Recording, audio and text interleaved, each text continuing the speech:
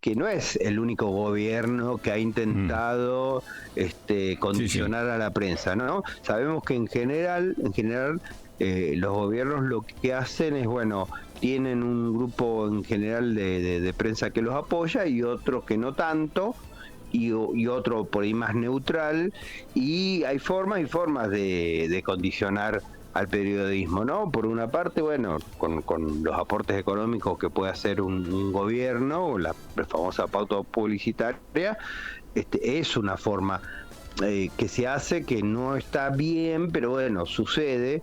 Pero bueno, hay otras más graves como esta, ¿no? Que es directamente presionar con la justicia, directamente intentando coartar la libertad de prensa, que no es propio de este gobierno solamente, todos los gobiernos lo intentan hacer, pero el paso que acaba de dar este gobierno es muy serio, ¿no? Sí, sí. Muy serio.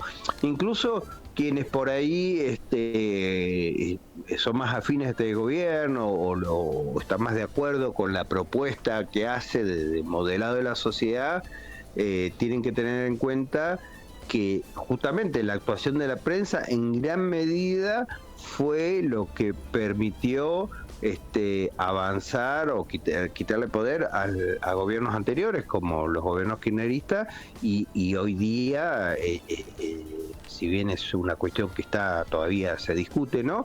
Pero hoy día Cristina Kirchner está condenada por un tema que comienza con una nota de prensa. Tal cual, ¿No? sí, por una investigación periodística. Sí, una investigación periodística, o sea, sabemos que realmente para cualquier idea es buena, para cualquier idea honesta por lo menos, es buena la investigación periodística, porque es un poco a veces el último escudo que tenemos los ciudadanos para no dejarnos abusar por el poder. Quien quiera ser el que esté en el poder. Sí, ¿no? sí. Quien quiere sea que esté en el poder. Y además con una cuestión que es bastante, que en principio nadie está de acuerdo con que un gobierno tiene que ser corrupto. En principio nadie, por lo menos no abiertamente, de que por más que apoye uno a ese gobierno, decir, bueno, pero yo estoy de acuerdo con que roben. No, bueno, no estamos de acuerdo con que roben, ¿no? Y la investigación periodística que es cuestionada por el gobierno apunta a eso, a un supuesto caso de corrupción, pero en vez de actuar como correspondería al gobierno. Por eso te digo, no tienen capacidad de manejo de una crisis, ni siquiera desde lo comunicacional, porque había formas de que se podría haber abordado ese tema. De entrada negando la situación, que en ningún momento el gobierno claramente negó que eso fuera cierto. Sí, sí. O sea, pues, y después también, Fernando, esta cuestión, ¿no? Que no es, bueno, es una característica de este gobierno, pero ya lo hemos vivido con los gobiernos, prácticamente con todos los gobiernos anteriores, esta cuestión de atacar al mensajero, cuando lo que decías vos, no hay ni siquiera la mínima gimnasia de decir, bueno, salir a desmentir o dar fundamentos de por qué no está bien lo que se está difundiendo, o cuáles son las causas del problema. Simplemente atacar al mensajero y callarle la boca, taparle la boca para que no diga más nada, en vez de aclarar la situación o ir hasta el fondo de una situación judicial o de una medida judicial, para esclarecer lo que está pasando, ¿no? Lo que a la sociedad le preocupa. Nada de esto pasó y parece ser un modus operandi común, digamos, en la clase política, que no reacciona ante estas situaciones de la forma que la sociedad espera, sino totalmente lo contrario. No, incluso yo creo creo que esta vez mucho más grave. Sí. Mucho más grave por esto, porque ni siquiera hubo un intento de decir, bueno, negamos que esto sea cierto, eso es todo falso, nos ponemos a disposición de la justicia, aunque después ni siquiera pase, porque eso es lo que hizo, por ejemplo, el laboratorio. Sacó un comunicado diciendo que se ponía a disposición de la justicia y cuando allanan el laboratorio no querían que se tenga acceso, impidieron todo lo que pudieron el acceso a sus sistemas contables y de Estado, bueno, todos los sistemas que maneja el laboratorio, o sea, pero el gobierno ni siquiera hizo eso, o sea, ni siquiera dijo nos ponemos a disposición de la justicia, es peor que otros. Y lo que yo sí rescato es que a pesar de muchas falencias que tiene nuestra democracia, nuestras instituciones, el gobierno no pudo hacer algo más grave, porque lo que también que son trascendidos, no es una información que no se puede comprobar, muy difícil comprobar esa información, pero los trascendidos son que la intención del gobierno era mucho más grave. De hecho, a ver, la ministra de Seguridad, que se presenta como querellante, que tampoco corresponde, porque no se trata de un caso de que quieren invocar la ley de seguridad, pero no aplica en este caso, porque no había ningún tema de seguridad específicamente que se estuviera tratando. No es que estamos, a ver, como decían en una radio, no es que estamos planeando una invasión a Uruguay y están pasando escuchas de los planes secretos. No, en ningún caso. Entonces, digo, en este caso, lo que quería hacer el gobierno, y lo pide de hecho la ministra, era allanar domicilios particulares de los periodistas, que la justicia no dio lugar a eso. O sea, la intención era mucho más allá. Si hubiera estado en la posibilidad de hacerlo, el gobierno hubiera detenido periodistas. O sea, esto es grave, pero por otro lado, lo que sí, digamos, intentando ver lo bueno o lo malo, es que el sistema, con toda la falencia que tiene nuestro sistema democrático, impidió que la escalada del gobierno sobre la libertad de prensa y las libertades individuales hubiera sido peor. Porque eso es realmente la intención, es evidente. Si lo piden en un escrito, incluso en una entrevista que le estaban haciendo a la ministra. A la ministra de Seguridad, dice, no, nosotros no pedimos allanamiento. Digo, pero ministra está acá y se lo leyeron y lo había pedido, firmado por ella. O sea, insólito. Insólito.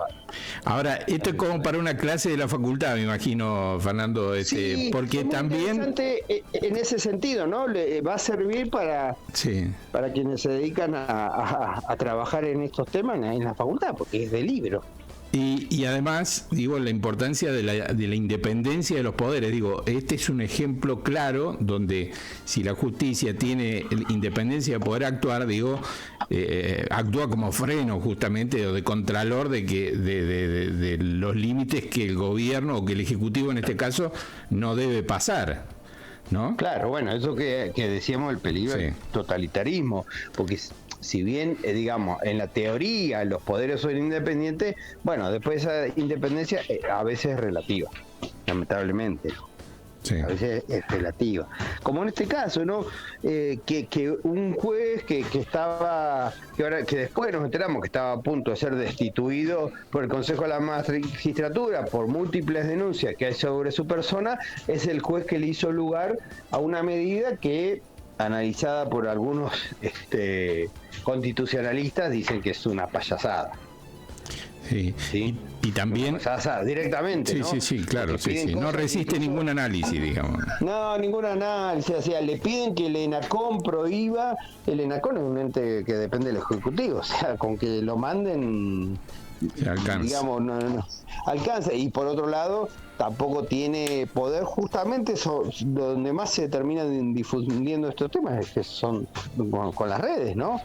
Esto es interesante porque le termina pegando en la base de poder que tiene este gobierno, que eran las redes, ¿no? Uh-huh. Te quería preguntar, porque he escuchado mucho en las encuestas que hacen los medios de comunicación, hay también un mea culpa, ¿no?, con relación a esto, porque cada medio es como que tiene su propio interés, y más allá de informar, en algunos casos o en muchos casos manipulan también mucho la información, ¿no? Este es otro análisis. No es en este momento tal vez el más indicado para hacerlo. A ver, por supuesto hay líneas editoriales. Sí. No es que acá no hay nada que es totalmente neutral, y hay líneas editoriales y hay intereses, ¿no?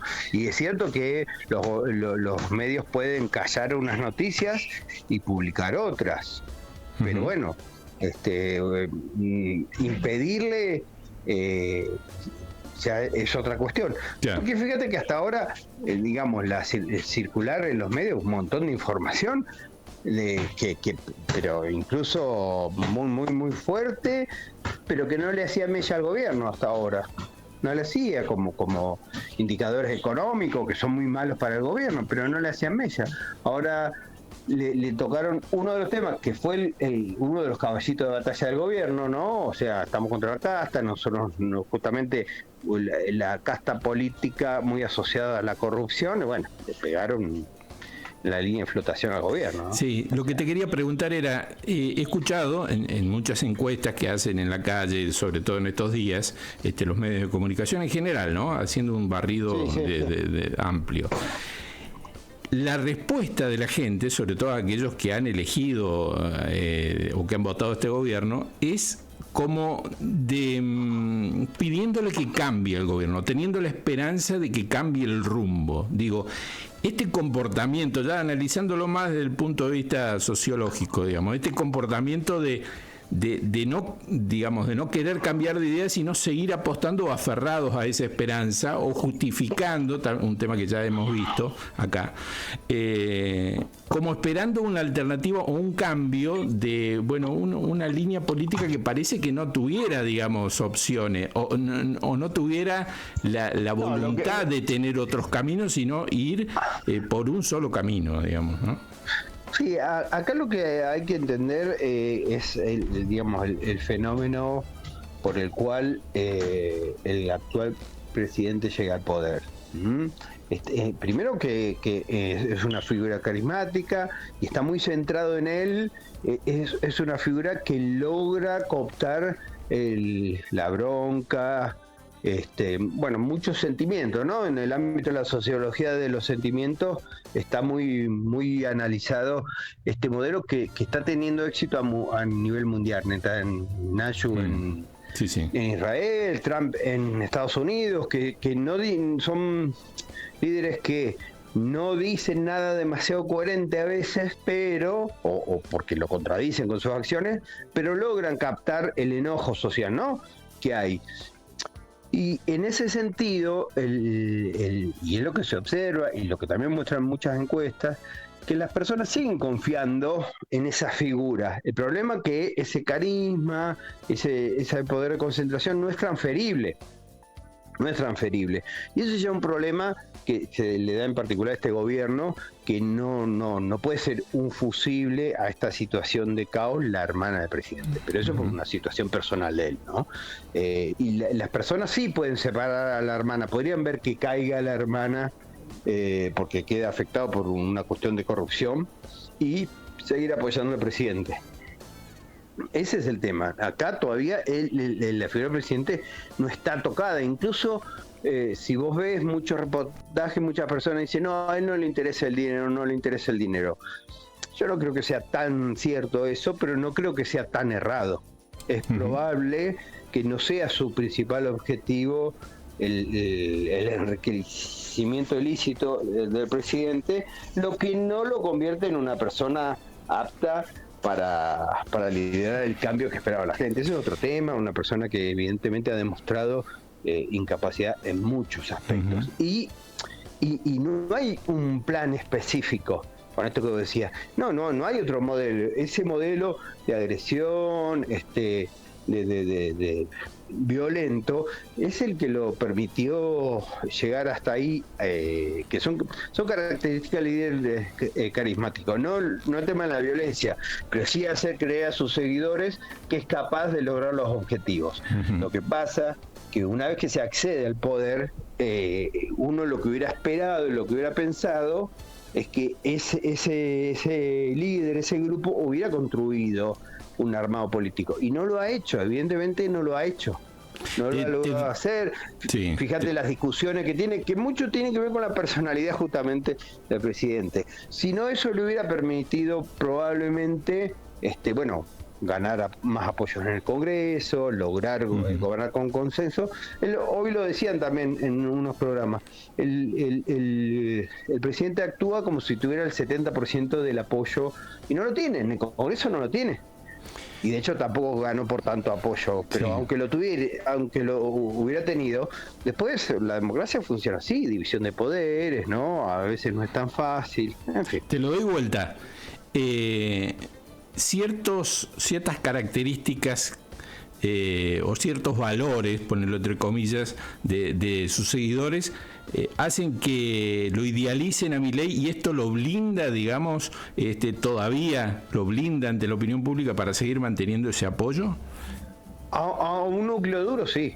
A un núcleo muy duro, sí, pero billetera mata galán. Esto funciona siempre así. Si la economía estuviera mejor, esto hubiera pasado desapercibido, lamentablemente, porque así pasó durante el menemismo. A ver, los que lo vivimos recordamos que los escándalos que salían, si bien no había redes sociales y era otra dinámica, la dinámica comunicacional, hubo muchos escándalos durante el menemismo. Era bastante desprolijo, bastante escandaloso, pero mientras que hubo sobre todo en el primer periodo presidencial de Menem, donde hubo una bonanza económica que no era real, pero bueno, en lo cotidiano sí, a nadie le importó que se tensionen tanto las instituciones, la corrupción, a nadie le importó. Y ahora pasaría lo mismo. El problema es que la economía está mal, más allá de que el gobierno sostiene que la macro está bien, que no es cierto, pero bueno, no importa, no lo discutamos si queremos. En el día a día todos sabemos cómo está la economía. Sí. No. Incluso esa misma gente que vos decís, que la entrevistan y dicen, yo estoy mal, pero sigo apoyando al gobierno, pero reconoce que está mal en lo cotidiano. Bueno, cuando vos pensás, hay un núcleo duro que lo va a seguir apoyando hasta último momento al presidente, incluso después. Es más. Y también porque no advierte una segunda opción, digamos, todavía, ¿no? Bueno, eso es lo que lo sostiene, pero eso sería sobre todo el grupo de los quienes los apoyaron circunstancialmente, lo que en general se llaman los indecisos, o sea, que pueden apoyar un gobierno a otro. Eso circunstancialmente. Hay un núcleo duro que lo va a mantener aún si fracasara este gobierno, ya sea que termine su mandato en tiempo y forma o que lo termine antes, igual lo va a seguir apoyando. Hay gente que te sigue queriendo convencer que el gobierno de Menem fue bueno, y no es así. Este mismo presidente pasó de decir que era malo a que era bueno, o sea, es bastante... Pero bueno, eso es otro tema, porque sus seguidores tienen que ver con se asemeja mucho a estas cuestiones de liderazgo carismático, en este caso, porque logra condensar esos sentimientos del enojo, el odio, etcétera, etcétera. Después hay otras cuestiones más circunstanciales, esto, que no hay una figura opositora que emerja como fuerte ahora, porque si no la gente ya hace rato hubiera abandonado el apoyo a este gobierno totalmente. Si considerara que hay alguien, aunque no lo convenza del todo, pero que lo haga sentir, lo haga confiar en que puede revertir la situación. Perfecto, Fernando, no sé si querés agregar algo más. No, bueno, volver al punto del principio, ¿no? Que es muy grave lo que ha pasado, este intento de atacar a la libertad de expresión, porque una de las pocas cuestiones que tenemos el ciudadano común, el ciudadano de a pie, para defendernos ante poderes que son cada vez tan más grandes, ¿no? Las corporaciones, incluso las corporaciones mediáticas, ¿no? Que mañana inventa que Tomás Nieto o Fernando Rodríguez son tal cosa y anda a defenderte. Es muy difícil, por eso el tema de la libertad de expresión, de poder mostrar cosas, y por supuesto, con la falencia que tienen las instituciones que tenemos, porque tiene falencia, la justicia no es totalmente transparente, no es que vamos a decir, obvio, ahora que la justicia, pero bueno, esto, decir, bueno, ahí está esta información, vamos a ponerlo a disposición de la justicia, que es lo que creo que en el fondo cualquiera le reclama al gobierno. Que si hubiera hecho eso de alguna manera creíble, hubiera pasado este problema.